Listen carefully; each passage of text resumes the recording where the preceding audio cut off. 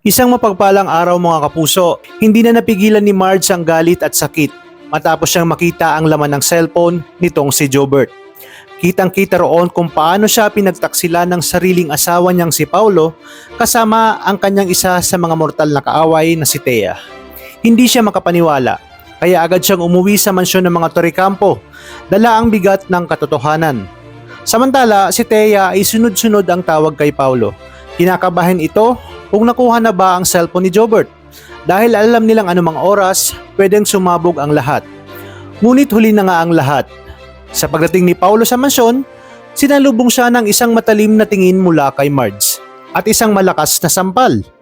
Kasabay ng pag-agos ng kanyang luha, sinabunutan niya si Paulo kung papaano nito nagawang lokohin siya sa kabila ng kanilang pagsasama ng anak nilang si Jasmine. Natulala si Thea sa gilid, ngunit hindi rin ito nakaligtas. Isang sampal mula kay Marge ang tumama sa kanya, galit na galit dahil sa pang-aahas nito. Hindi na nakapagtimpi itong si Edward. Nang malaman niya ang lahat, agad niyang sinugod itong si Paulo at pinagsusuntok. Puno ng galit at pagkadismaya. Tinanong niya kung bakit pa ito naghanap ng iba, gayong nasa kanya na nga ang lahat.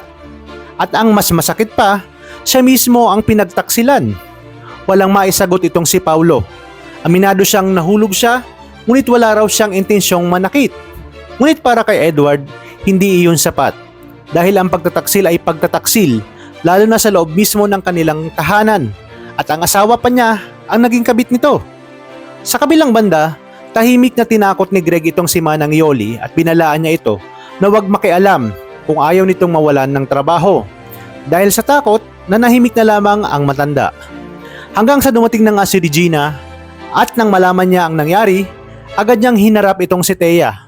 Sunod-sunod na sampal ang ibinigay niya rito at galit na galit sa pangloloko at panglalamang na kanyang ginagawa.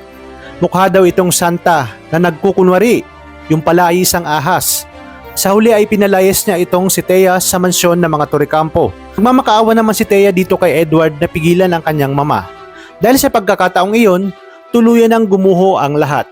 At sa gitna ng eskandalo, may isa pang lihim ang nakaambang mabunyag. Isang katotohanang kayang sumira, lalo na sa pagkatao ni Marge at itong si Edward. At ito nga ay tungkol sa tunay na ama nitong si Ashley na siya ngang si Paulo.